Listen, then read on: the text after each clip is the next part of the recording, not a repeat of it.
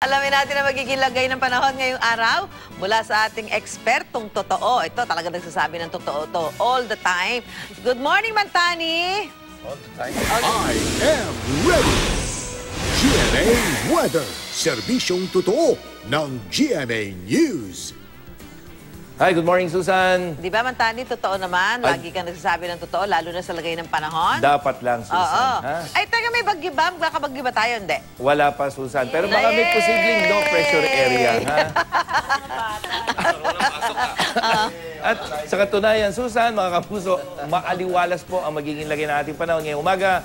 Dito sa Metro Manila, mababa ang tsansa ng ulan. Maghapon yan, bagyang maulap. At dahil walang tsansa ng ulan, ang ating init factor posibleng pumalo ng 36 degrees Celsius. At kung uulan ba rin sa Luzon, base sa rainfall forecast ng Metro Weather, asahan ng ulan dito sa may Northern Luzon, ilang bahagi ng Cordillera, at dyan sa may Cagayan Valley, at yan ay sanhi ng paglakas ng hanging amihan at nag-i-interact dyan sa may easterlies. At sa may Southern Luzon, maghapong may tsansa ng ulan sa Bicol Region na kuminsan ay hanggang katamtaman ng pagulan dyan sa ilang bahagi ng Quezon Province, maging sa Mimaropa, mga puso, pagdating ng hapon, asahan na rin po ang pagulan.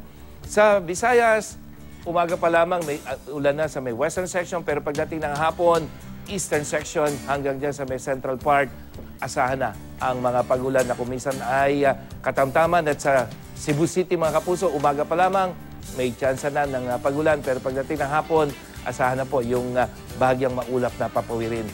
At dyan naman sa may Mindanao, umaga pa lamang may tsansa na ng ulan sa may Caraga Region at Northern Mindanao, pero pagdating ng hapon, mga kapuso, halos buong Mindanao na may mga pagulan at kuminsan may malalakas na thunderstorm. Diyan nakikita yung kulay pula, dyan sa may Soc-Sargent, Davao Region at dyan sa may Zamboanga. Silipin naman natin ang magiging lagay ng panahon sa Davao City. Sa umaga, maaliwalas, pero pagdating ng hapon, tanghali hanggang gabi, mga kapuso, may posibilidad na madagli ang pagulan at thunderstorm. Mga kapuso, isang posibleng sirkulasyon ang maaaring mabuo dyan sa may labas ng ating Philippine Area of Responsibility. Sa mga susunod na araw, nakikita sa sirkulasyon na yan, babantayan natin yan. Kung yan ay papasok dito sa ating Philippine Area of Responsibility sa mga susunod na araw. At yan ang latest mula sa GMA Weather. Mamayang alas 8 na po ng umaga, sasagutin namin ang inyong weather-related question. At kung may pahabol kayo, i-post na yan sa aming official Facebook page. At yan ang ako po si Nathaniel Cruz, magplano para sigurado I am ready. Serbisyong totoo ng GMA News. Salamat, Mantani!